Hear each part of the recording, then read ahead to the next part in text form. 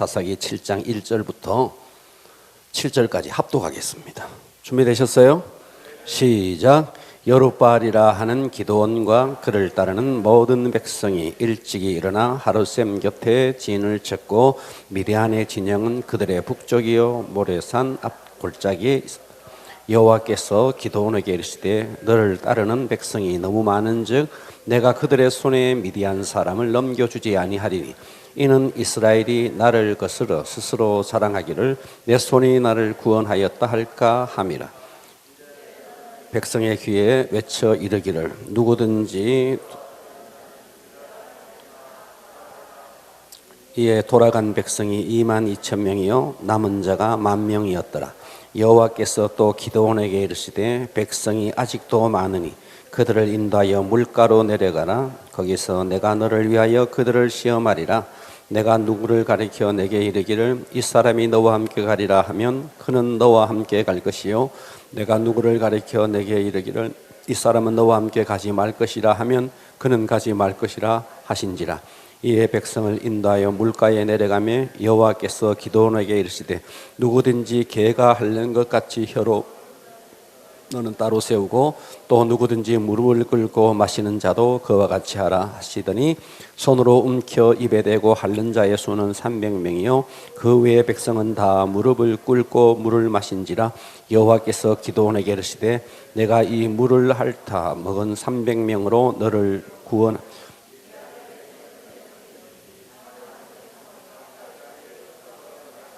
아멘 할렐루야.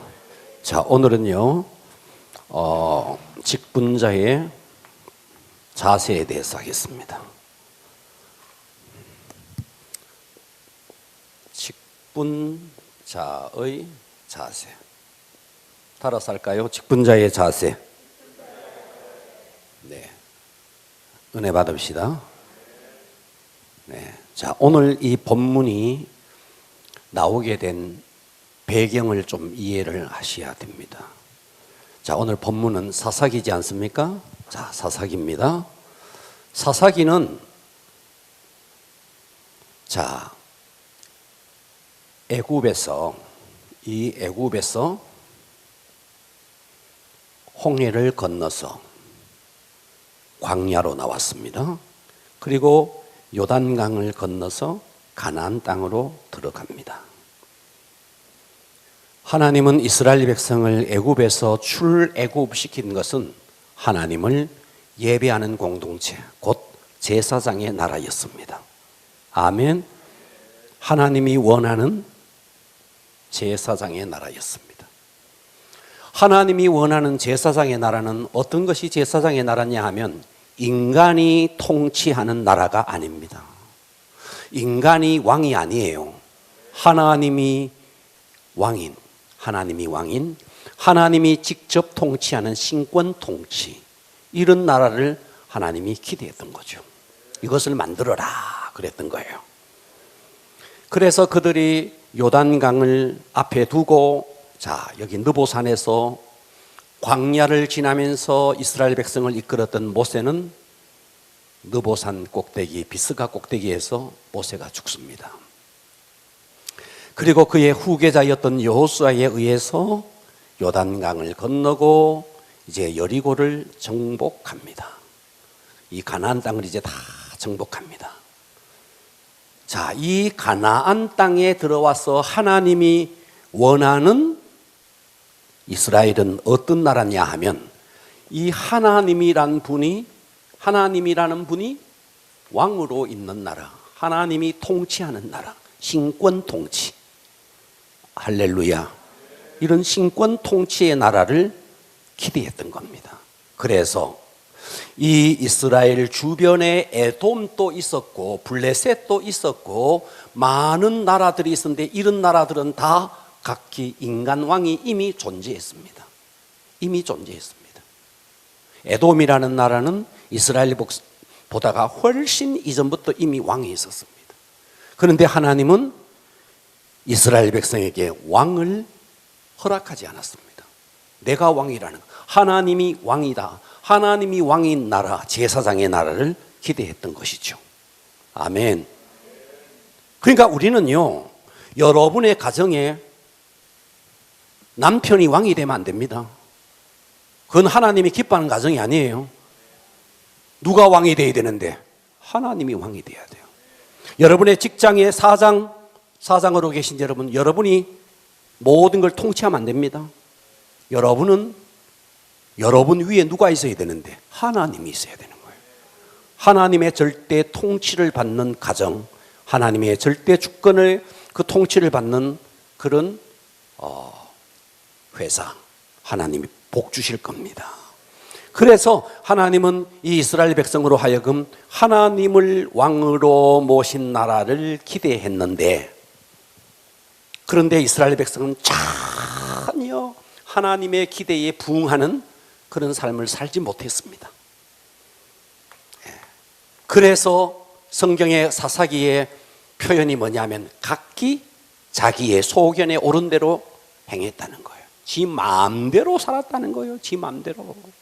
그래서 온갖 악을 저지르면서 그들은 우상을 숭배하게 됩니다.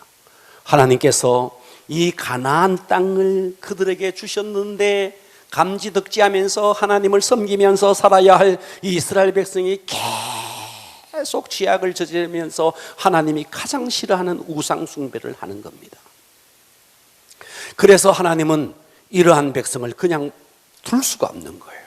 그래서 블레셋을 들어서 공격해서 이 이스라엘 백성을 징계를 합니다. 그래서 이 사사기는 항상 사이클이 있습니다. 그들이 하나님 앞에 범죄하면 하나님은 그들을 미디안을 블레셋을 들어서 징계를 합니다. 징계를 하고 나면 그들은 또다시 하나님 앞에 와서 잘못됐다고 회개합니다. 부르짖습니다.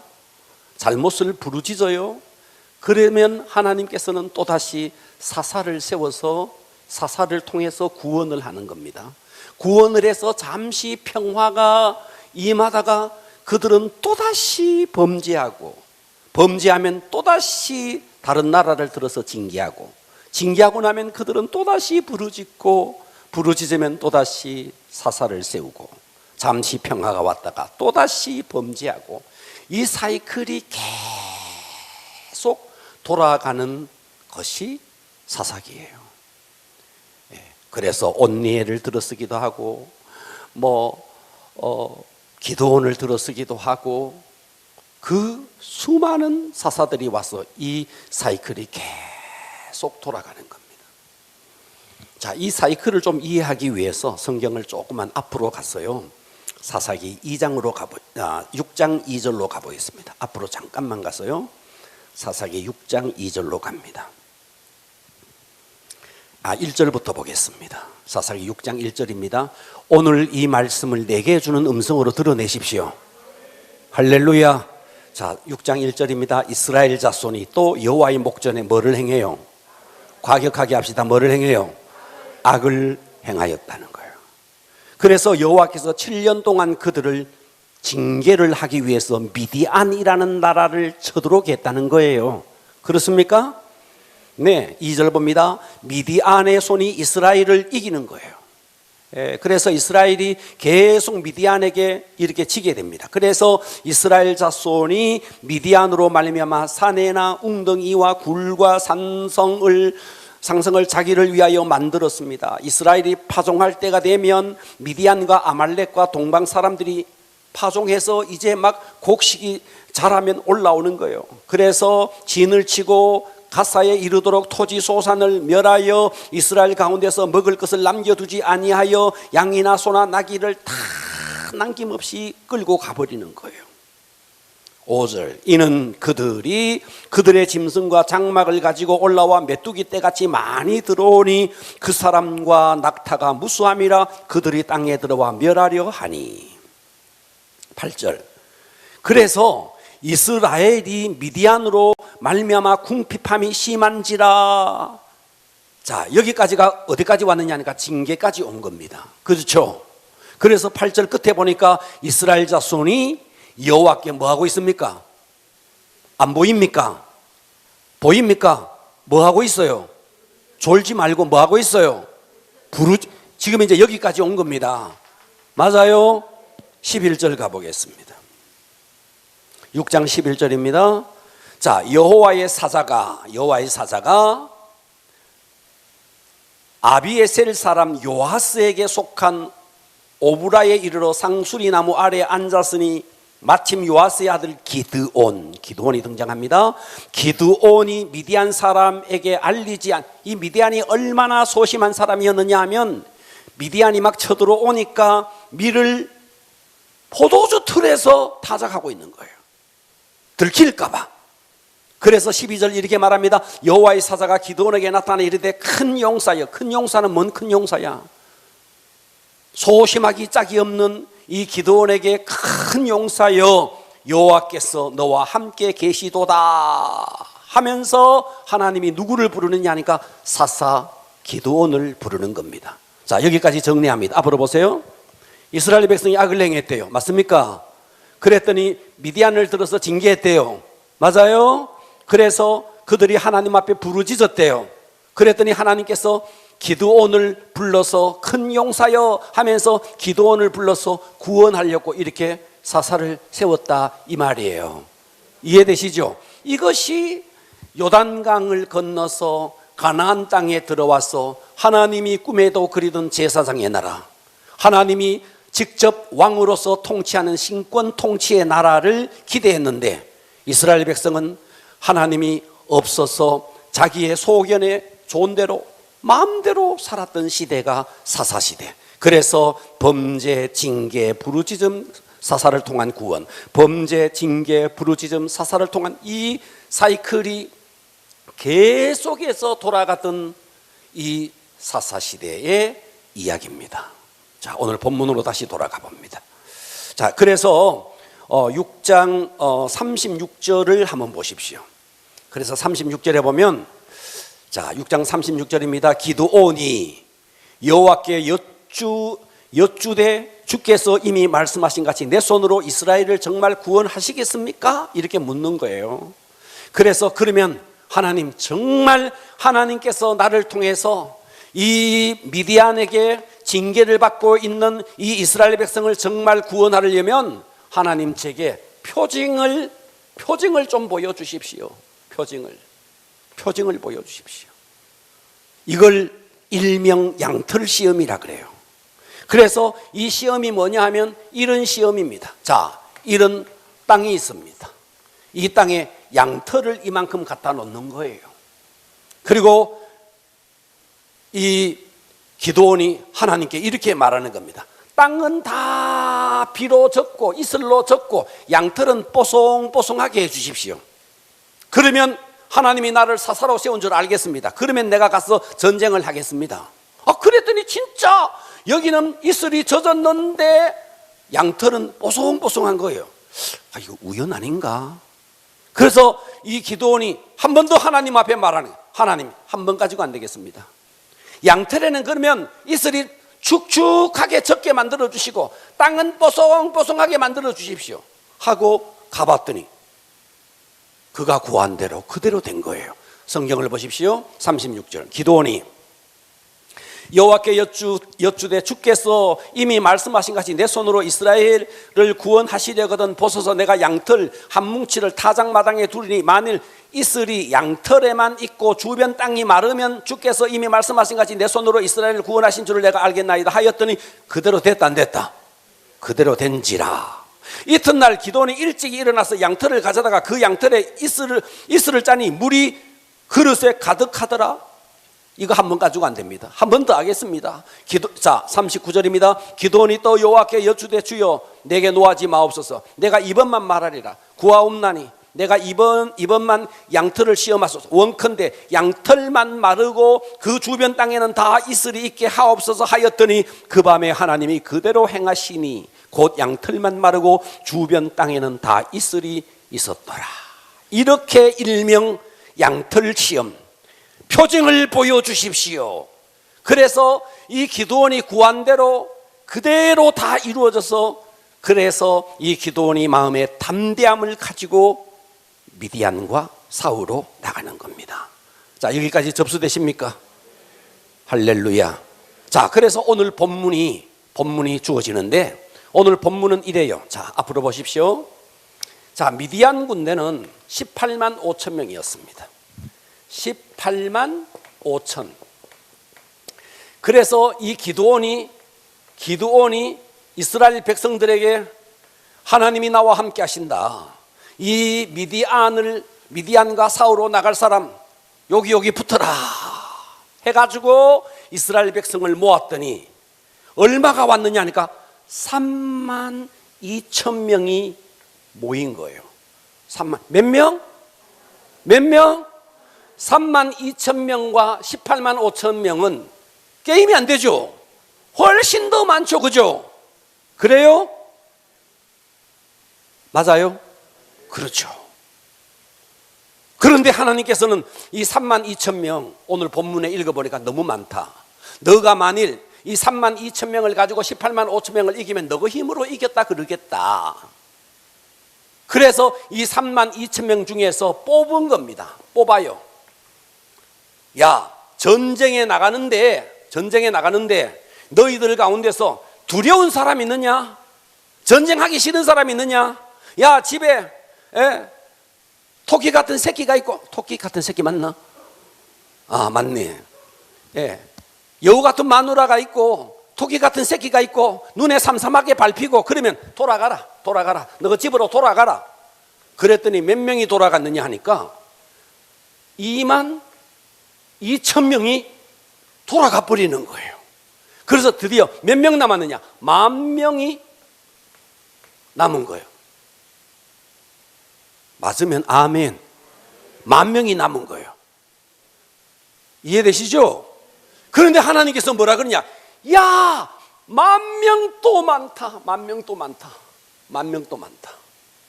10,000명과 18만 5천 명 게임도 안 되는데 10,000명도 많다.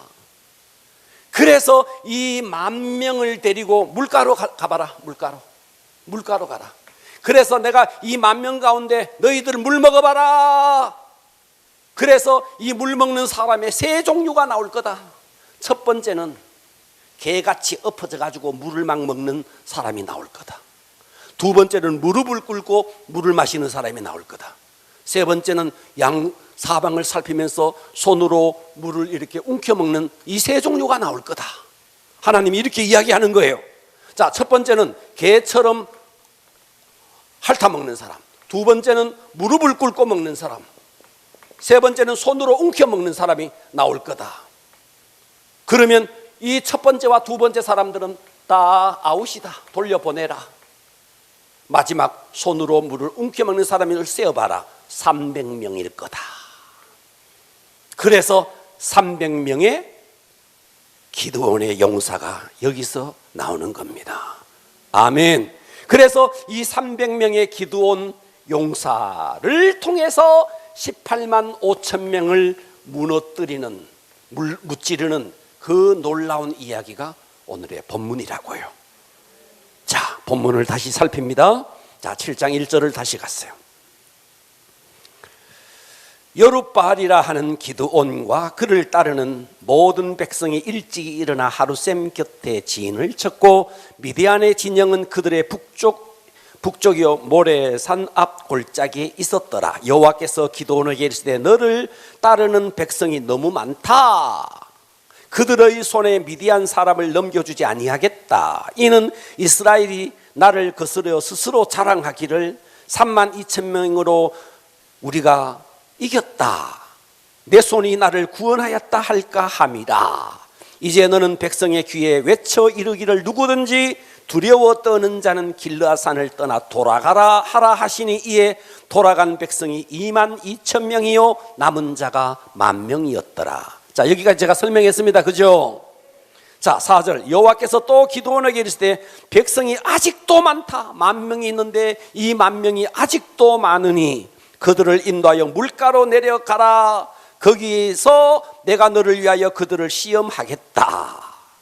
내가 누구를 가리켜 내게 이르기를 이 사람이 너와 함께 가리라 하면 그가 너와 함께 갈 것이요 내가 누구를 가리켜 내게 이르기를 이 사람은 너와 함께 가지 말 것이라 하면 그는 가지 말 것이니라 하신지라. 5절 이에 백성을 인도하여 물가에 내려갑니다. 여호와께서 기도원에게 이르실 때 누구든지 개가 핥는 것 같이 혀로 물을 핥아 먹는 자를 따로 세우고 또 무릎을 꿇고 누구든지 무릎을 꿇고 마시는 자도 또 그렇게 따로 세우고 6번째 6절 손으로 움켜 입에 대고 핥는 자의 수는 300명이요 외의 백성은 다 무릎을 꿇고 물을 마신지라. 여호와께서 기도원에게 이르시되 내가 이 물을 핥아 먹는 300명으로 너희를 구원하며 미디안을 내 손에 넘겨주리니 남은 백성은 각기 자기의 처소로 돌아갈 것이니라 하신지라. 할렐루야. 자, 우리가 성경을 볼 때 항상 본문을 바로 이해해야 됩니다. 본문도 제대로 이해하지 못하고 해석하지 못하고 그냥 적용하면 아버지 가방에 막 들어갑니다. 잘 이해합시다. 네. 자, 지금까지 제가 배경을 다 이야기했습니다. 애굽에서 광야로 나왔던 이스라엘 백성, 그리고 가나안 땅에 들어가서 하나님이 기대했던 제사장의 나라. 그러나 그들은 하나님이 원하는 기대했던 나라를 만들지 못하고 계속해서 우상을 숭배했고, 그래서 이 사이클을 계속 돌고 있었다. 범죄하고 징계받고, 그래서 부르짖고 또다시 사사를 세우는 이런 사이클이 계속되는 가운데 미디안이 쳐들어왔다. 그때 하나님이 사사 기드온을 세워서 18만 5천 명을 무찌르는 그때 이 300명의 용사는 과연 어떤 사람이었느냐. 자, 이들을 살펴보면서 직분자는 어떤 자세를 가져야 하는지 은혜 받기를 바랍니다. 할렐루야. 직분자는 시간 지나간다고 저 사람 우리 교회 온 지 1년 됐네, 2년 됐네, 3년 됐네, 교회가 어느 정도 정해가지고 직분자로 세워가기도 합니다. 성경을 반하는 겁니다. 성경은 직분자를 세울 때 연륜이 얼마 되느냐 그거 안 따졌습니다. 하나님께서 지금 300명의 기드온 용사를 세울 때에 너 왔는지 오래되느냐 이거 안 따졌습니다. 아멘. 안 따졌습니다. 나이가 얼마 되느냐 안 따졌습니다. 그런 거 안 따졌습니다.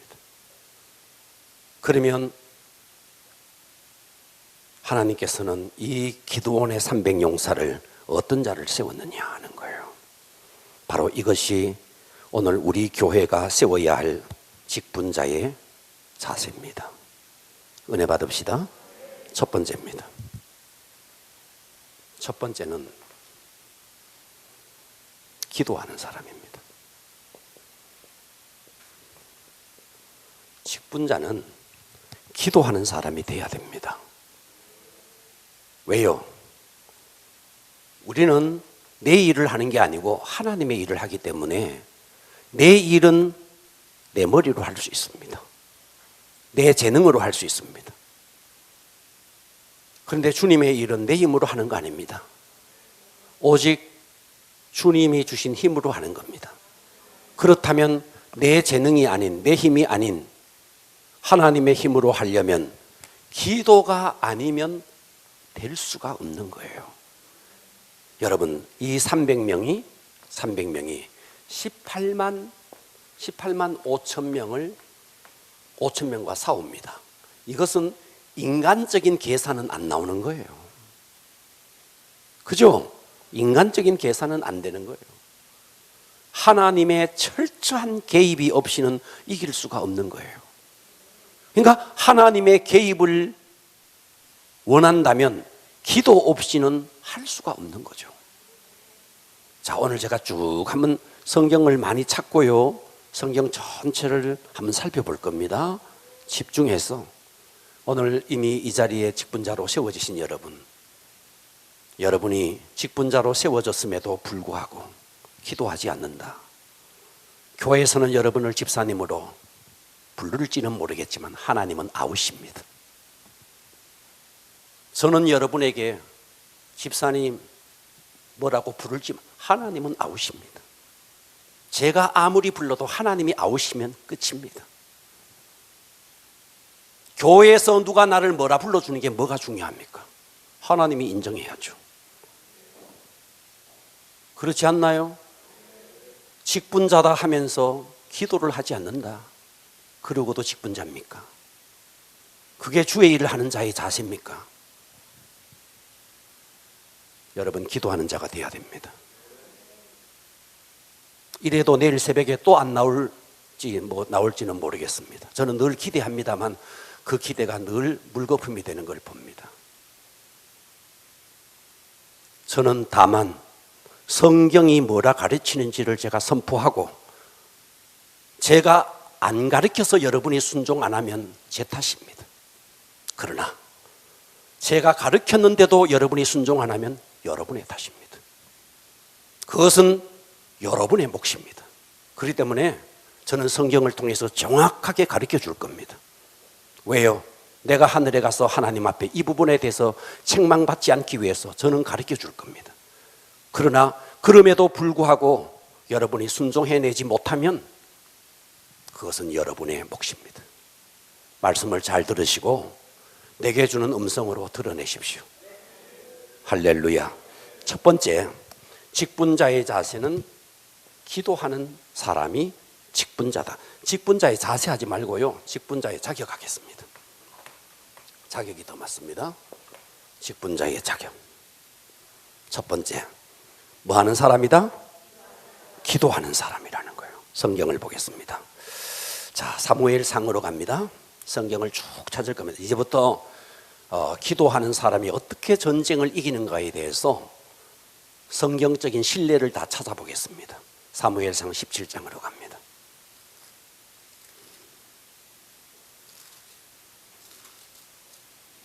(23절을) 보십시오.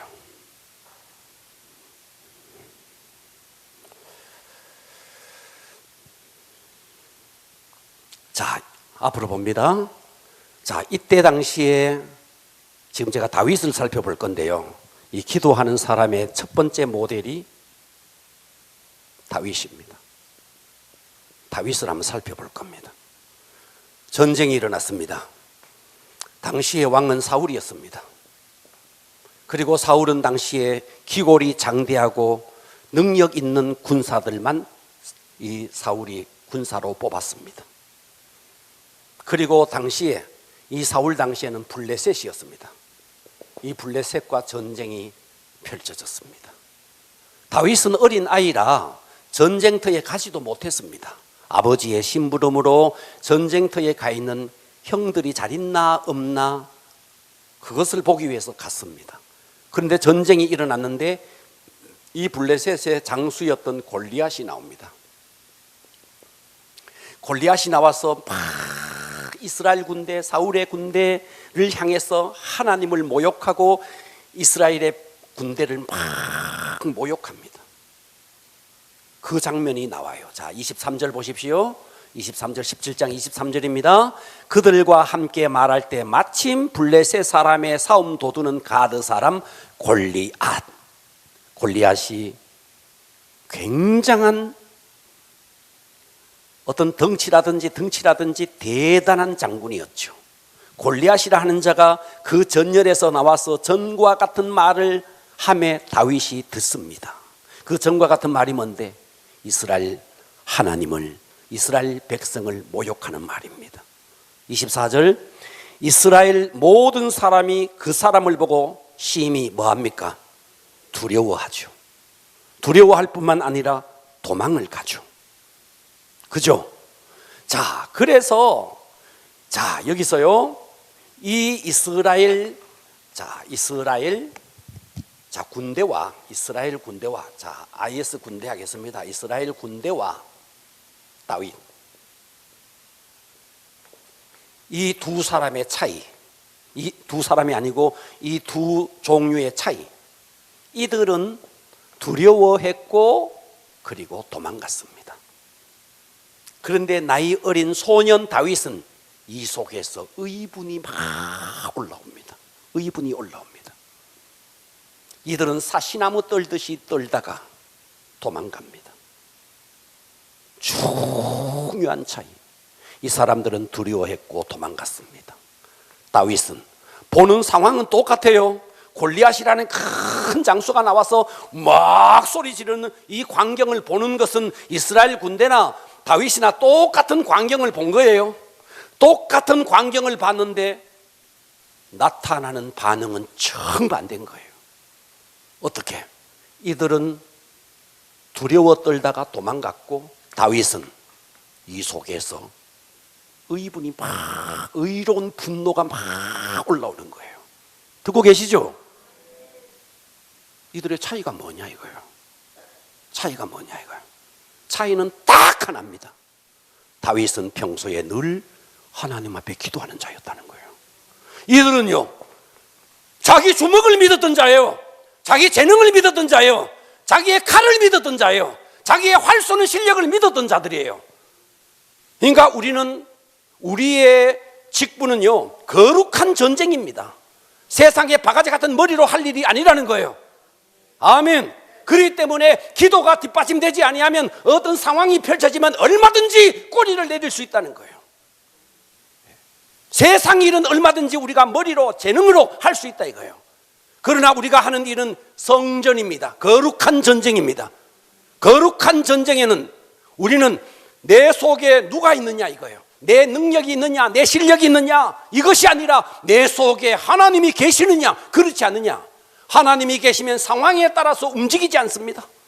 그러나 내 실력은 내보다가 실력이 낮은 자를 만나면 우리가 힘있게 할 수 있지만 내보다 힘이 센 자를 만나면 움츠러들 수밖에 없는 거예요. 그러나 하나님은 어떤 분이에요?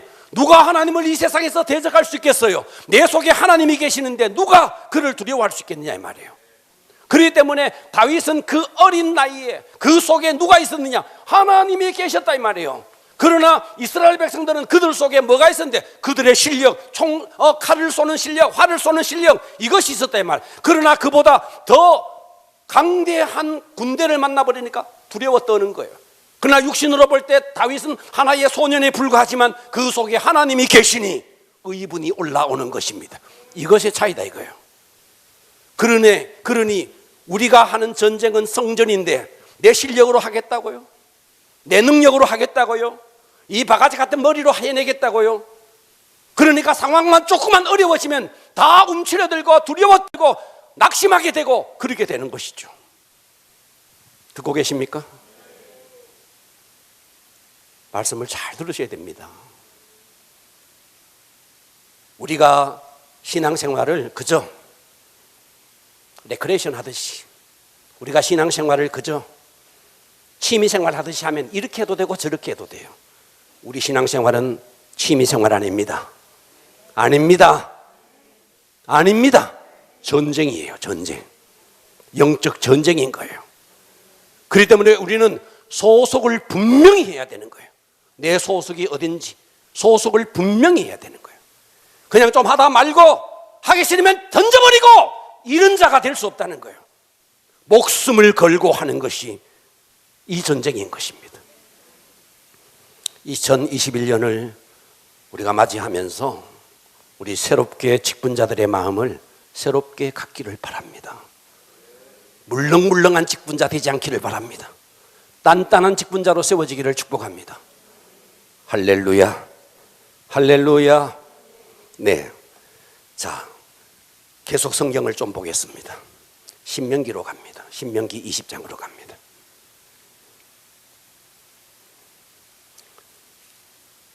성경을 많이 찾습니다. 신명기 20장 8절로 갑니다.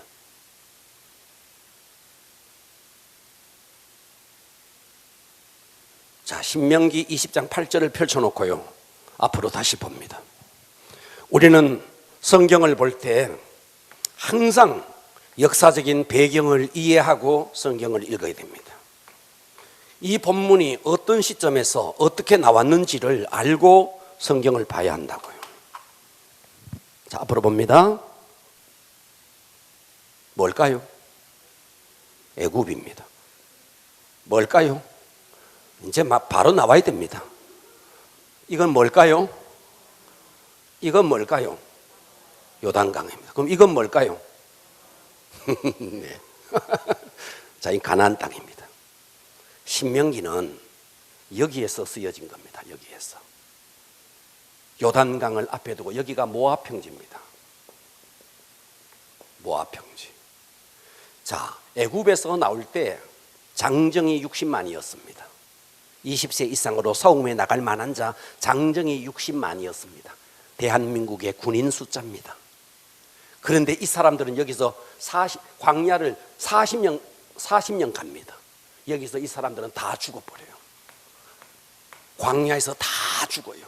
40년 동안에 다 죽습니다. 두 사람 딱 남죠? 여호수아와 갈렙. 그리고 여기서 나올 때 20세 미만의 사람들은 여기 살아 있어요. 이해되죠? 네.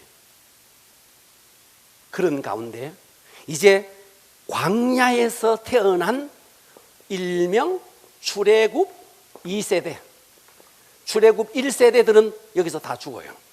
출애굽 2세대들만 남아있어요. 2세대들만. 이해되시죠? 자, 2세대들만 남아있는 가운데 여기에 출애굽 1세대는 3사람이 살아있습니다. 지금 누구?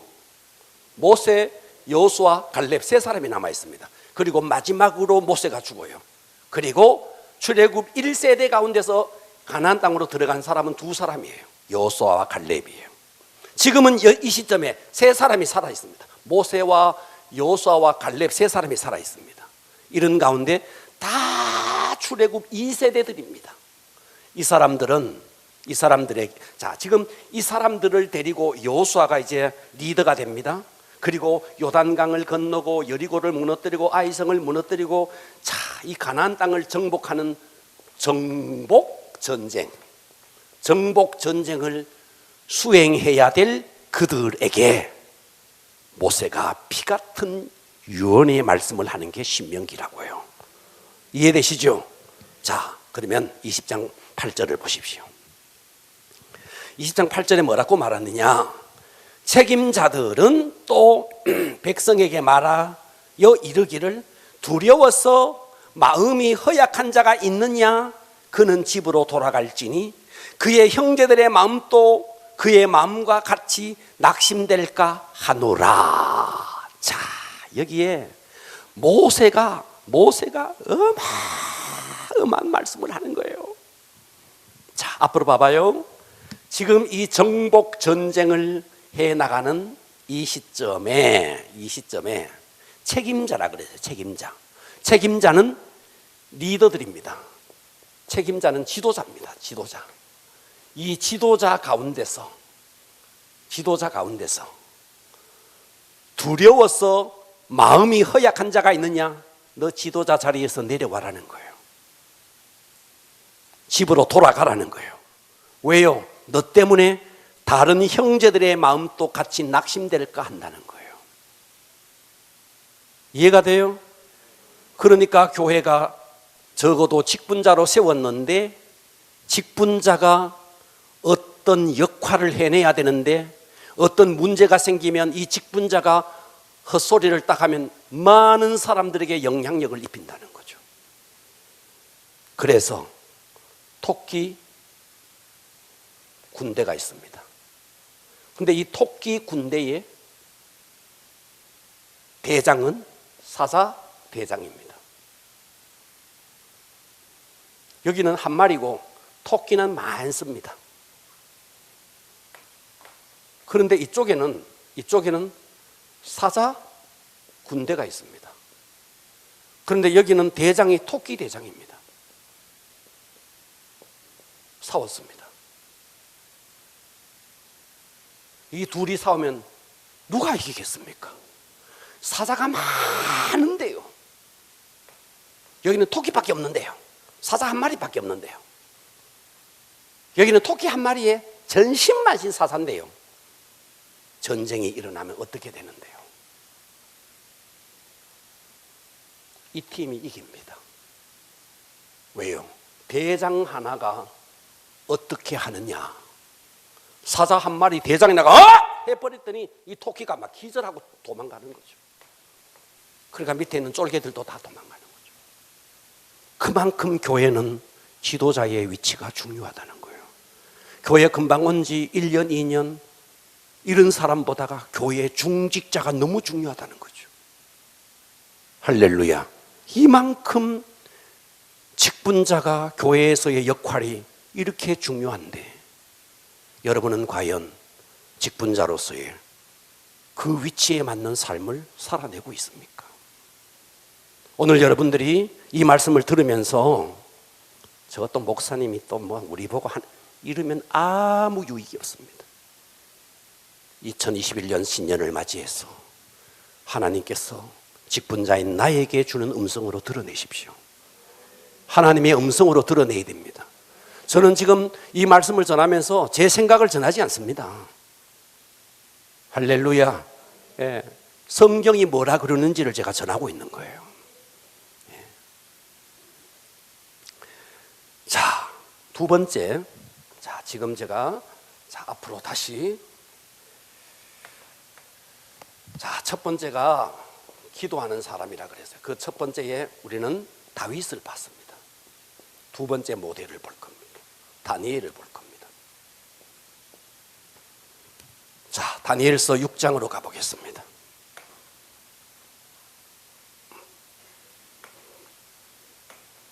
다니엘서 6장으로 갑니다. 10절 보겠습니다.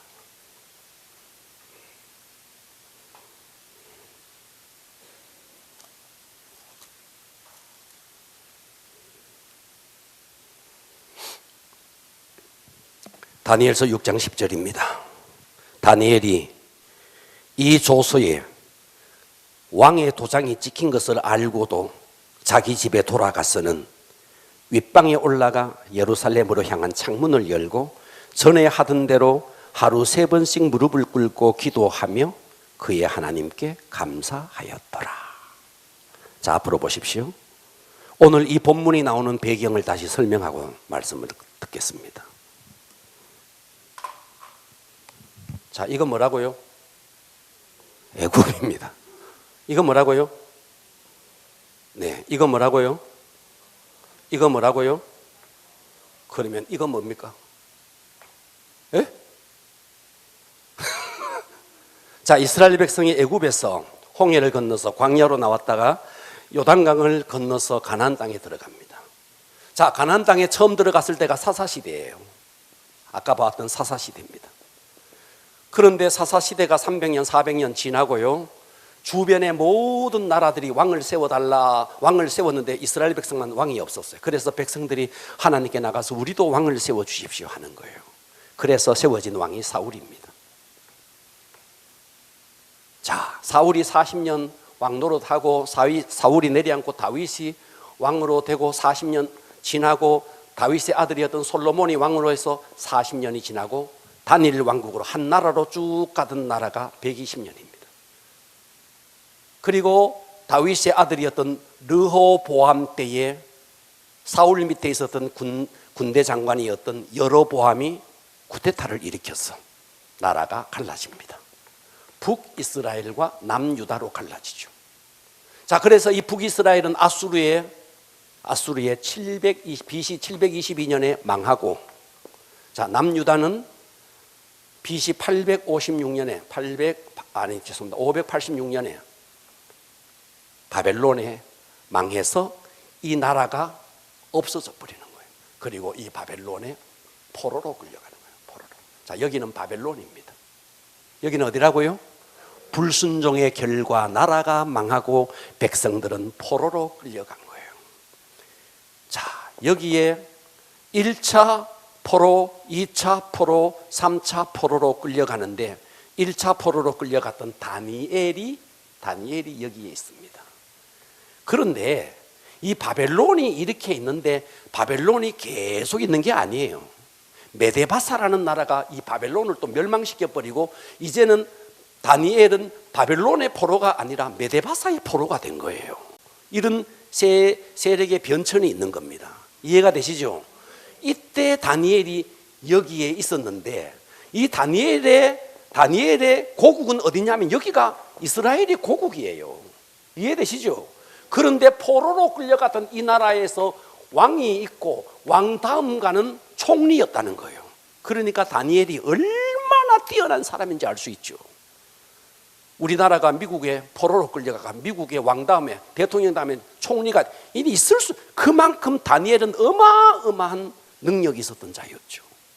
이런 시점에 이 메데바사라는 나라가 얼마나 컸느냐 하면, 우리나라는 뭐 8도라 그러는데 120도 그냥 이 지중해가 있다면 이 지중해 전체를 다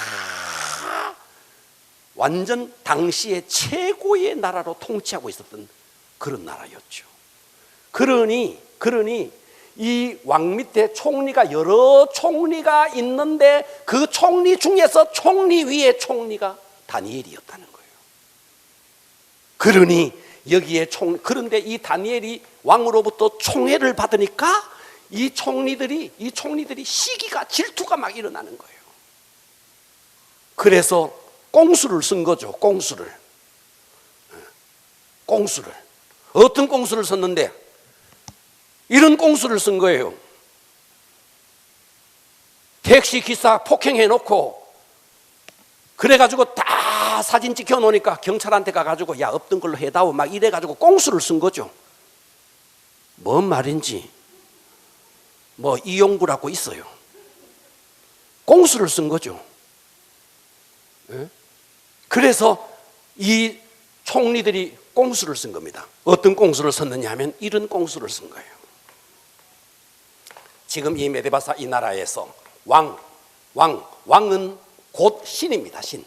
왕 외에 어떤 다른 신에게나 사람에게 기도하거나 절하는 사람이 있으면 사자굴 속에 집어던집시다 하면서, 왕은 그러니까 와, 좋네, 다 나를 대접하는구나, 천지를 분간하지 못하고 이 왕이 의인을 도장으로 찍어버린 거죠. 그런데 이 모든 것을 알고도 다니엘은 기도했다, 이 이야기예요. 10절 보겠습니다. 다니엘이 이 조서에 왕의 도장, 이 도장이 뭔데, 왕 외에 다른 신이나 사람에게 기도하면 사자굴 속에 집어넣는다는 왕의 도장이 찍힌 것을 알고도 자기 집에 돌아가서 윗방에 올라가 예루살렘으로 향한 창문을 열고 전에 하던 대로 하루에 3번씩 무릎을 꿇고 기도했다는 거죠. 아멘. 이야, 사자굴 속에 던져지는데 기도하는 다니엘. 우리는 기도하면 박수 쳐주는데 기도 안 하는 우리 직분자들. 자, 무엇의 차이일까요? 다니엘이 그냥 다니엘이 될까요? 그렇지 않죠. 자, 성경을 계속 볼 겁니다. 자, 19절 보십시오. 그래서 사자굴 속에 집어 던져집니다. 이튿날에 왕이, 보고 계십니까? 새벽에 근데 이 왕은 다니엘을 참 사랑하는 거예요. 왕이 새벽에 일어나 급히 사자굴로 갑니다. 다니엘이 든 굴에 가까이 이르러 슬피 소리 질러 다니엘에게 묻되, 살아계신 하나님의 종 다니엘아, 하나님을 믿지 아니하는 왕이 살아계신 하나님의 종 다니엘아, 이렇게 부르는 거예요. 네가 항상 섬기는 네 하나님이 사자들에게 능히 너를 구원하셨느냐 하니라. 다니엘이 왕에게 이르되, 왕이여, 원하건대 왕은 만수무강하옵소서. 나의 하나님이 이미 그의 천사를 보내어 사자들의 입을 봉하셨으므로 사자들이 나를 상해하지 못하였사오니 이는 나의 무죄함이 그 앞에 명백함이 오며, 또 왕이여, 나는 왕에게도 해를 끼치지 아니하였나이다 하니라. 왕이 심히 기뻐서 명하여 다니엘을 굴에서 올리라 하매, 아멘. 그들이 다니엘을 굴에서 올린즉 그의 몸이 조금도 상하지 아니하였으니 이는 그가 자기 하나님을 믿음이었더라. 네. 24절은 참 재미있죠. 24절 보세요. 왕이 말하되, 다니엘을 참소한 사람들을 끌어오라. 예, 다니엘을 저 사자굴 속에 집어넣게 저 참소한 자들을 끌어오라. 그들의 처자와 함께. 여러분 잘 아셔야 됩니다. 내가 하나 잘못하면 내 하나 망하는 거 아닙니다. 처자가 망하는 겁니다. 이렇게 다니엘을 고소했고 다니엘을 참소했던 그들의 처자가 어떻게 됩니까? 자, 24절 왕이 말하여 다니엘을 참수한 사람들을 끌어오라고 그들의 처자들과 함께 사자굴에 던져 넣게 하였더니 그들이 굴에 닿기도 전에 사자들이 곧 그들을 움켜서 뼈까지 부서뜨려 버립니다. 무섭죠? 여러분, 이거는 역사 속에 실제로 있었던 일입니다. 아멘. 역사 속에 실제로 있었던 이야기. 그러니까 지금 다니엘이 처한 상황이 뭐예요? 사자굴 속에 던져진다는 거 아닙니까? 여기에. 그런데도 다니엘은 이 환경을 보고도 끄떡하지 않았다는 거예요. 왜? 내 속에 하나님이 계시니까. 그러니까 내 속에 내 능력이 있느냐? 다니엘이 그 메데바사, 바벨론에서 메데바사로 넘어가서 여기서 총리를 할 때 다니엘이 머리가 좋아서 지식이 있어서 능력이 있어서가 아니고 그 속에 누가 있었는데? 하나님이 계셨다. 그러니까 이런 환경이 펼쳐져도, 사자굴 속에 던져진다는 환경이 펼쳐져도 끄떡하지 않는 거예요. 그리고 실제로 사자굴 속에 던져졌지만 어떤 일이 벌어졌어요? 천사가 와서 그 사자의 입을 딱 막아버리는 거예요. 그러니 여러분, 리더가 되기를 원하고 교회에서 직분자가 되기를 원하는 사람이 지금 다윗의 경우를 보더라도, 다니엘의 경우를 보더라도 공통점이 있는 거죠. 상황 앞에 두려워했느냐? 다윗이 그 이스라엘 골리앗의 군대 앞에서 두려워했느냐? 아니죠. 다니엘이 지금 사자굴 속에 던져진다는 이와 같은 상황 속에서 두려워했느냐? 하나님이 없으면 두려워해요. 그러나 하나님이 이 속에 있으니까 두려워하지 않는 거죠. 이것의 차이입니다.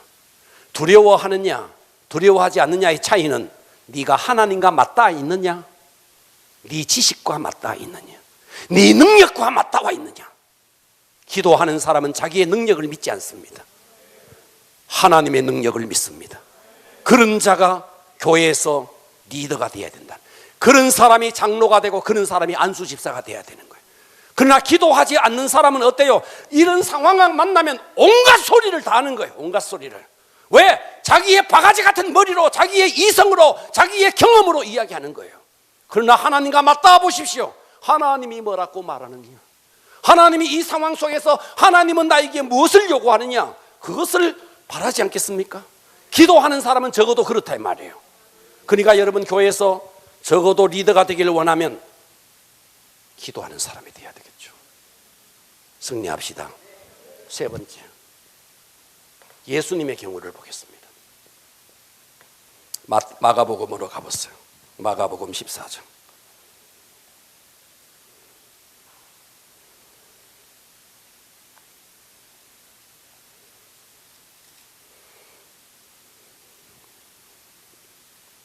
(33절) 보겠습니다.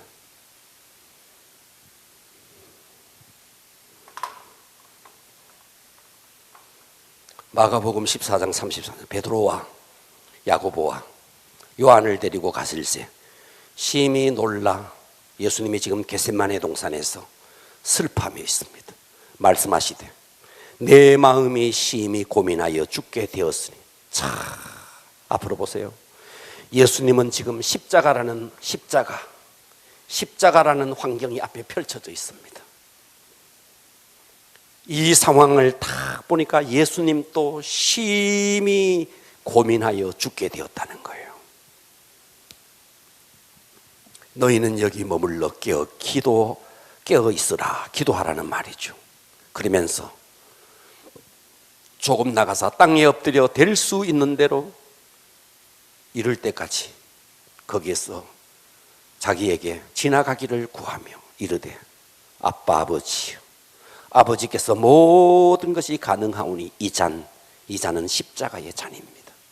이 잔을 내게서 옮기시옵소서. 이 십자가를 지지 않고 가는 길, 그것을 옮기시옵소서. 그러나 나의 원대로 마옵시고 아버지의 원대로 하옵소서. 할렐루야.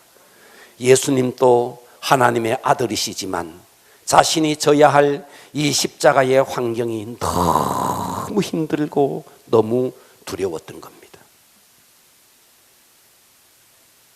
그런데 예수님이 결국 이 십자가를 질 수 있었던 비결이 뭔데?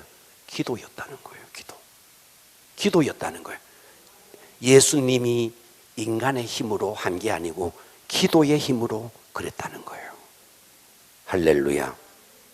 자, 결국 예수님도 다니엘도 다윗도, 자, 네 번째 이 상황과 연결되어 있는 베드로를 한번 보겠습니다. 베드로. 자, 여기에 지금 베드로는 지금 똑같은, 봐봐요. 이 십자가, 예수님이 십자가를 져야 된다는 이 상황에 지금 베드로, 야고보, 요한이가 함께 있어요. 그런데 예수님은 뭐 했는데? 기도했어요. 그런데 베드로와 야고보와 요한은요, 다 자고 있었습니다. 졸고 있었습니다. 기도에 실패했던 자예요. 이해되십니까? 이렇게 베드로는 기도에 실패했다고요. 여기서 우리는 알아야 될 게 있습니다. 베드로가요, 다 주를 부인할지라도 저는 주를 부인하지 않습니다. 베드로가 이렇게 말했던 자예요. 그죠? 여러분 명심하십시오. 이런 인간적인 호언장담 안 된다는 거예요. 베드로는 그때 거짓말로 한 거 아닙니다. 정말 진심으로 다 주님을 부인할지라도 저는 주님 부인, 진심으로 해요. 그러나 인간적인 호언장담, 하나님과 연결되어 있지 않은 인간적인 호언장담은요, 언제나 부도를 맞을 수 있다는 거예요. 이것이 베드로의 모습입니다. 그래서 그때 예수님이 뭐라 그러는가? 너 나 오늘 3번 부인할 거다. 닭이 울기 전에 너 3번 부인할 거다. 베드로 그대로 3번 부인합니다. 그리고 나가서 통곡합니다. 예. 그랬던 이 베드로가 마가의 다락방에 오순절날 성령을 체험합니다. 할렐루야. 성령을 체험하고 그 이후에 베드로의 모습을 한번 보십시오. 사도행전 4장으로 갑니다. 사도행전 4장 19절 가겠습니다.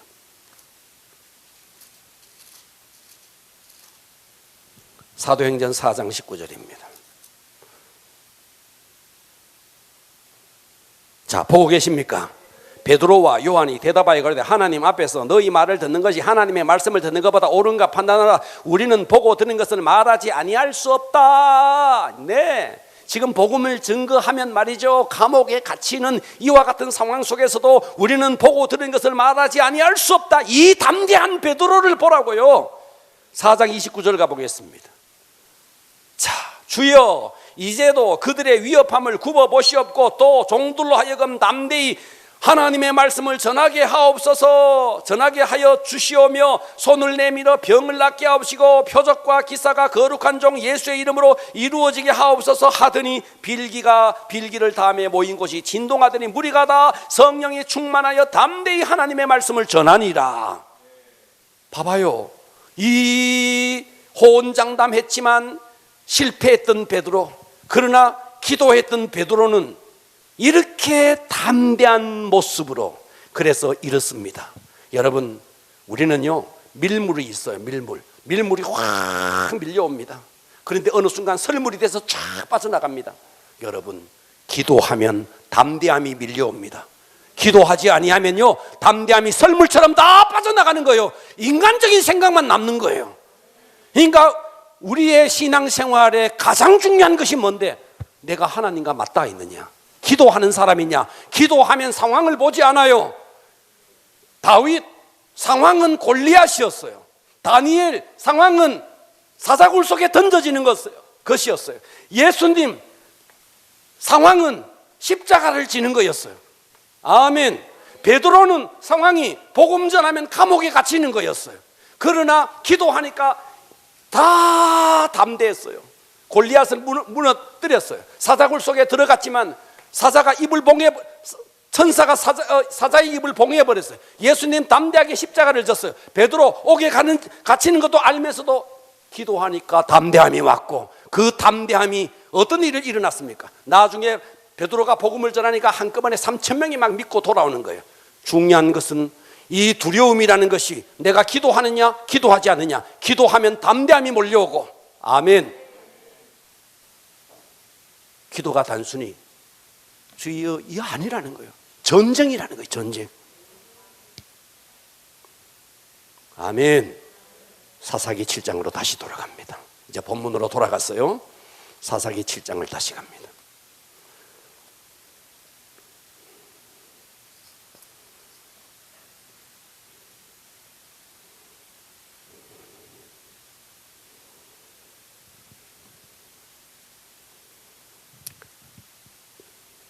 5절을 보겠습니다.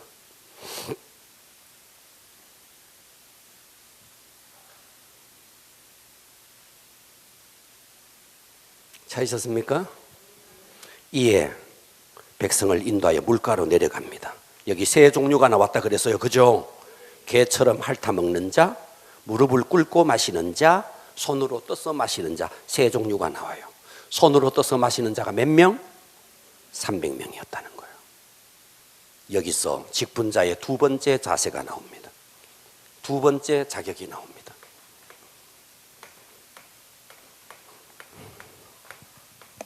두 번째는요, 직분에 충성하는 자예요. 충성하는 자. 자, 여기에 세 종류, 개처럼 핥는 자, 무릎을 꿇고 먹는 자, 그 다음에 손으로 움켜 먹는 자. 뭐의 차이인지 아십니까? 이 사람들은 지금은 전시입니다. 전쟁을 하고 있는 그런 상황이에요. 여기 손으로 움켜 먹는다는 것은 내가 물을 먹는 것도 중요하지만 적이 어디에 있는지 동태를 다 살피고 있는 겁니다. 개같이 먹는 자는요, 자기 목마름만 있는 거예요. 지금 적이 어디 있는지 상황이 없는, 그냥 머리를 숙이고 그냥 개처럼 먹는 거예요. 제가 여기서 충성이란 말을 썼어요. 여러분, 충성의 한문은 이렇습니다. 자, 이 가운데 중자에 마음 심자에, 그 다음에 말씀 언변에 이룰 성자입니다. 이게 충성입니다. 이 한문을 풀어보면 이렇습니다. 마음의 중심을 들여서 그가 한 말을 이루는 것이 충성입니다. 다시 말씀드립니다. 마음의 중심을 들여서, 언이 뭐예가? 언이 뭡니까? 말씀 아닙니까? 말씀. 마음의 중심을 들여서 말씀을 이루는 거예요. 그렇다면 하나님께서 우리 각자의 직분을 통해서 이루고 싶은 하나님의 뜻이 있을 거죠. 그것을 위해서 여러분의 마음의 중심을 들여야 된다는 거예요. 하다 말면 말고, 이게 아니고 마음의 중심을 들여서 그 말씀이 성취되게 이룰 성 아닙니까? 아멘. 성취되게 하는 것이 충성이라는 거예요. 그러니까 충성은 내 기분으로 하는 게 아니에요. 내 마음의 중심을 들여서 그 말씀을 이루는 거예요. 이게 충성이라고요. 할렐루야. 그래서 고린도전서에서는 이렇게 말하죠. 넘어가 볼게요. 고린도전서 4장으로 한번 가봐요. 고린도전서 4장. 고린도전서 4장 1절 보겠습니다. 이제 조금만 하고 마칠 테니까요. 고린도전서 4장 1절 보겠습니다. 사람이 마땅히 우리를 찾으셨어요? 그리스도의 일꾼이요 하나님의 비밀을 맡은 자로 여길지어다. 여러분은 하나님의 비밀을 맡은 자입니다. 그래서 그리고 맡은 자에게 구할 것은 뭐라고요? 충성이라고요. 충성. 네. 그래서 여러분, 이 직분은요, 하나님께서 여러분에게 하나님의 뜻을 이루라고 준 거예요. 그것을 위해서 여러분들은 뭘 해야 되는데, 마음의 중심을 들여서 하나님의 뜻을 이루어내는 것이 충성입니다. 할렐루야. 이게 되라는 거예요. 이게 되라는 거예요. 그래서 우리는요, 날마다 주여 내 마음을 들여서 하나님의 뜻을 이루는 충성된 자가 되게 하여 주시옵소서. 기도해야 됩니다. 아멘. 세 번째입니다. 자, 이것만 하고 마치겠습니다. 자, 직분자의 자격은 첫째, 기도하는 사람. 다윗을 받고 다니엘을 받고 예수님을 받고 베드로를 받습니다. 직분자의 자격 두 번째, 이 직분의 마음의 중심을 들여서 하나님의 뜻을 이뤄내는 자입니다. 세 번째입니다. 자기의 유익을 구하지 않아야 합니다. 자기의 유익, 이게 무슨 말인데요? 자, 아까 사사기로 돌아가서요. 성경은 돌리지 말고 이야기만 할게요. 첫 번째, 개처럼 먹는 자. 두 번째, 무릎을 꿇고 먹는 자. 세 번째, 손으로 먹는 자가 있었습니다.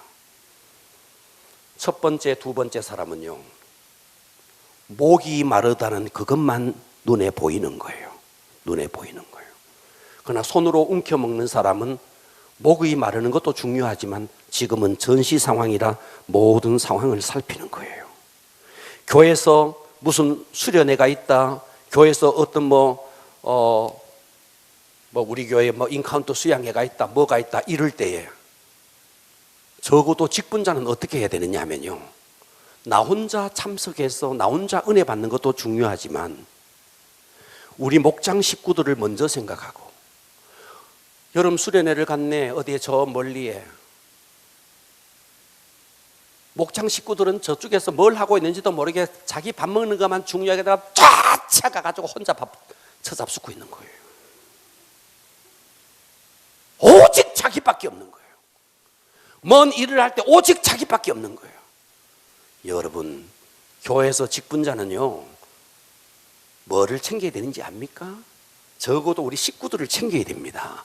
목장 식구들이 어떻게 하고 있는가, 주일날 지금 뭐 하고 있는가, 요즘 코로나 시대에 어떻게 신앙생활 하고 있는가, 예배는 드렸는가, 지금 유튜브에 설교가 올릴 때 들었는가 확인해보고 들으라고 말해주고, 그들의 영성을 계속 체킹해주고, 성경을 읽었나 안 읽었나, 안 읽었으면 좀 읽으라고 권면하고, 이 일을 계속 나 혼자 하면 된다는 거예요. 이건 직분자가 아니라는 거예요. 이 봐라, 아멘도 안 하는 거 보소. 할렐루야. 적어도 여러분들이 교회에서 리더다 그러면요, 직분자다 그러면은요, 나 혼자 물 먹는 게 중요한 게 아니에요. 이건 개예요, 개. 예. 목이 마른 거 중요하지만 지금은 전쟁이기 때문에 이 사태를 살피는 이게 중요한 거죠. 오늘 우리가 이런 자가 돼야 된다는 거예요. 성경을 계속 한번 봐봐요. 자, 고린도전서 10장 24절로 가볼게요. 10장 24절. 누구든지 자기의 유익을 구하지 말고 남의 유익을, 그렇습니까? 자기 유익을 구하지 말래요. 여러분, 이 이야기가요, 24절이요, 전후 문맥을 보면 이렇습니다. 전후 문맥을 알아야 되는데, 이 전후 문맥은 지금 고린도전서 10장이잖아요. 이 고린도전서 10장은요, 우상의 제물에 대한 이야기예요. 그러니까 무슨 말이냐, 우상의 제물, 예를 들어서 지금으로 말하면 제사상에 올라갔던 음식을 먹어야 되느냐 말아야 되느냐, 이런 문제를 놓고 바울이가 지금 이걸 설명하고 있다고요. 이해가 돼요? 그런데 지금 자, 계속 읽어보겠습니다. 무릇 시장에서 파는 것, 이 시장에서 파는 것이 뭐냐면요, 바로 제상입니다. 제상. 그러니까 우상의 제단에 올려졌던 음식이에요. 그 음식을 팔았다는 거예요. 양심을 위하여 묻지 말고 먹으라는 거예요. 여러분, 이거 영적인 세계를 알면 사실은 먹으면 안 됩니다. 하지만 먹으라는 거예요. 이는 땅과 거기 충만한 것이 다 주의 것임이라. 불신자 중 누가 너희를 청할 때 너희가 가고자 하거든 너희 앞에 차려놓은 것은 무엇이든지 양심을 위하여 제사 음식이 있느냐, 묻지 말고 그냥 먹으라, 이렇게 이야기하는 거죠. 그러나 누가 너희에게 이르기를 제물이다, 이거 제사상 위에 올라가던 제물이라 말하거든 알게 한 자와 그의 양심을 위하여 먹지 마라, 이렇게 말한 거예요. 이해되시죠? 그래서 31절, 그런즉 너희가 먹든지 마시든지, 이 말이 사실은 제사 음식을 먹는지 여기서 나온 말이에요. 그래서 33절에 말합니다.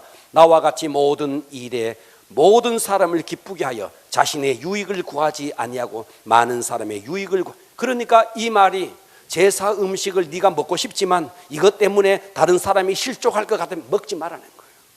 그러니까 네 하나 보고 신앙생활 하지 말고 주변을 보고, 그러면서 주변에게 유익을 주는 자, 자기의 유익이 아닌 다른 사람의 유익을 끼쳐주는 자, 이런 자가 리더가 될 수 있다. 이런 사람이 직분자가 될 수 있다. 설교가 길죠? 그래도 들으셔야 됩니다. 20년 벽두에 우리 정말 하나님이 원하는 직분자로 세워지기를 바랍니다. 기도하겠습니다. 뒤에 불 꺼주시고요. 5분만 기도하겠습니다.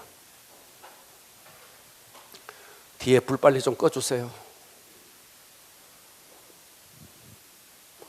소리 내서 5분 기도합니다. 그렇게 해주시겠습니까? 5분만 기도합니다.